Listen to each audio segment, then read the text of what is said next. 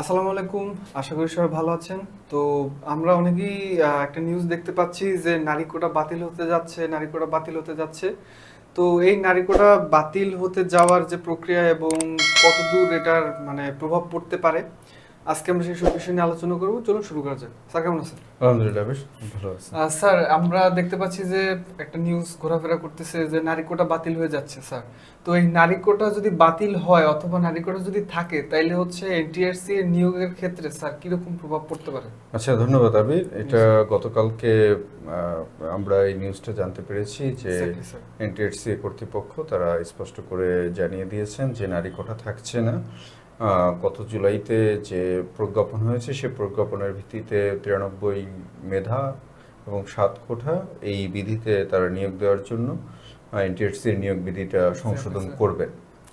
এখন যে প্রশ্নটা ইতিমধ্যে আমরা পেয়েছি, এটা কবে থেকে কার্যকর হবে, কোন জায়গা থেকে কার্যকর হবে? কবে থেকে বলতে ষষ্ঠ গণবিজ্ঞপ্তি থেকেই কার্যকর হবে কি না, আর কোন জায়গা থেকে কার্যকর হবে? কারণ আমরা যেটা দেখতে পাচ্ছি যে এনটিআরসি এর যে নিয়োগ বিধিমালা, মানে খুব মানে এটার সমালোচনা করতে গেলে একটু সমস্যা আছে, কিন্তু হয়তোবা সমালোচনা করা যায়। কারণ তারা তো পদের বিপরীতে পরীক্ষা হুম নেন হুম না, হুম। পদের বিপরীতে না, তারা পরীক্ষা নেন না। না, না। চূড়ান্ত নিয়োগে গিয়ে এই নারী মানে কোটা কোঠাগুলো বিদ্যমান সিস্টেম।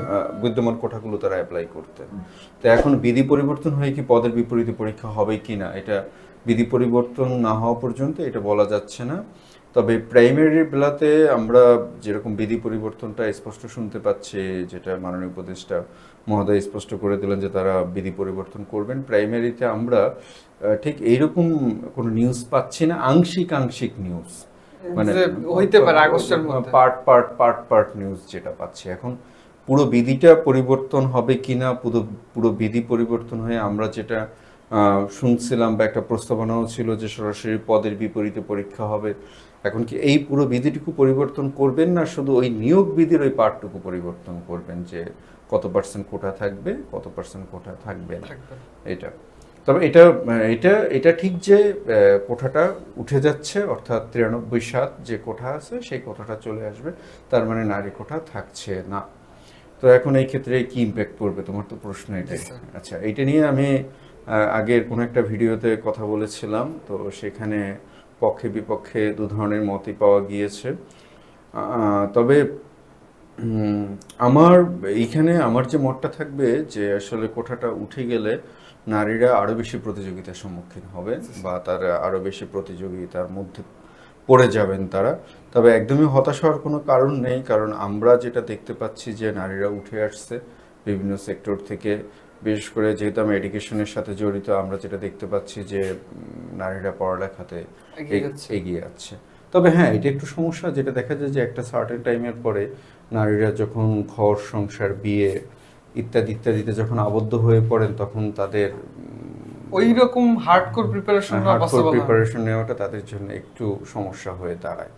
আবার এইখানে এইটাও প্রবলেম আছে যে, মানে সমস্যাটা কি, সমস্যাটা হচ্ছে যে এই বিষয়টা তো এখন মীমাংসিত বিষয়, এবং সর্বোচ্চ আদালত যেহেতু এই বিষয়ে রায় দিয়ে দিয়েছেন, এখানে তো আমরা আর বলার কিছু নেই, বলার মতো সুযোগ নেই, আর বলারও আম, স্পেস নেই। কোনো রকম স্পেস নেই। কিন্তু বিষয়টা হচ্ছে যে এটা মানে যে আমাদের বাংলাদেশের সিস্টেমটাই এই রকমের, মানে যে আমরা কখনোই বাস্তবতার মুখোমুখি হই না। যে কোঠা, নারীদের যে কোঠাটা 30% যে কোঠাটা ছিল, ঠিক আছে, নারী কোঠা থাকতো বা থাকুক, যেটা নিয়ে আমরা আবার সবসময় বলছিলাম যে অতিরিক্ত অতিরিক্ত। অতিরিক্ত এইটার দরকার ছিল না। কারণ বিভিন্ন জায়গায় দেখা গেছে যে এই কোঠাগুলো মানে তোমার যে সমস্ত এলাকাগুলো একটু অনুন্নত এলাকা, বা যে সমস্ত এলাকাগুলো একটু পড়ালেখায় পিছিয়ে, ওই সমস্ত জায়গাগুলোতে নিয়োগ দেওয়া যাচ্ছিল না, অর্থাৎ এই 30% নারীই পাওয়া যাচ্ছিল না।